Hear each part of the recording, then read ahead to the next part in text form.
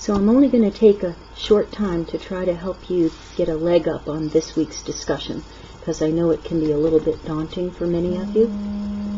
What I want you to think about is how important it is for you to be able to use theory to help people change. And if you can explain to them how the theory that resonates most with you can help someone change, then that's all that we need to hear in this week's discussion. For instance, I can do this 3 different ways. I use REBT.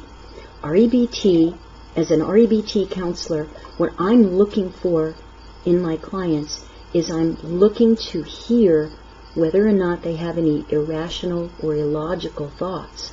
Because I believe beyond the shadow of a doubt that a person can regulate their emotions without the use of drugs or medications, that they can do that solely by changing the ways that they think.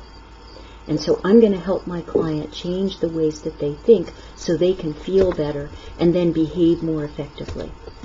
Here's how I would do it as an Adlerian therapist. I believe that people's behavior is purposeful, and that the purposes of our behavior were generated many, many years ago in the first social group that we ever knew, which was our family, or those people who raised us.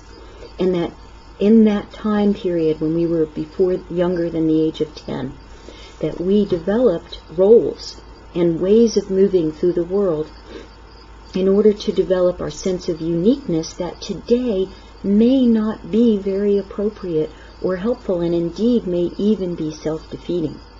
So I believe that what I'm going to be doing during counseling, when I counsel a client using Adlerian theory, is I'm going to be listening for themes and patterns in their behaviors, and also understand how that might connect up with their history, and whether or not those themes and patterns from their past behaviors and their past history are actually getting played out today in some ways that may be typically self-defeating.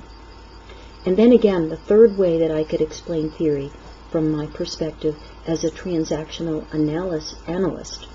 From transactional analysis, which is the theory I love to use, what my belief is about counseling is that we each occupy different places using different ego states. These are parts of our brains that are collections of thoughts, feelings, and behaviors. There's the parent ego state, the adult ego state, and the child ego state. But what I believe is that we choose where we come from. We choose whether or not we're going to mimic or adopt wholesale some of the opinions from our parents or authority figures. We choose whether or not we give in to feeling badly or sad or overwhelmed or anxious or scared. That we choose these, and that the best way for me to help a person in counseling is to help them to sit in that place, that adult seat, which is really the observer, the part of us that observes how we behave, how we think, and how we act, and can make choices. Logical, calm, predictive choices. So all of my 3 theories, by the way, address people changing. And that's what I hope that you can do, at least to some extent, although I know many of you are new to theory, in this next discussion post. Please know this. This course, Techniques of Counseling, is going to teach you the mechanics of how to hold a conversation in a very specific counseling sort of way. It's just like me teaching a person how to drive a car. Here's the steering wheel, here's the stick shift, here are the blinkers, here are the lights. I'm going to teach you in this course about techniques of counseling. But that, once you learn how to maneuver a car, you still need to know where to go.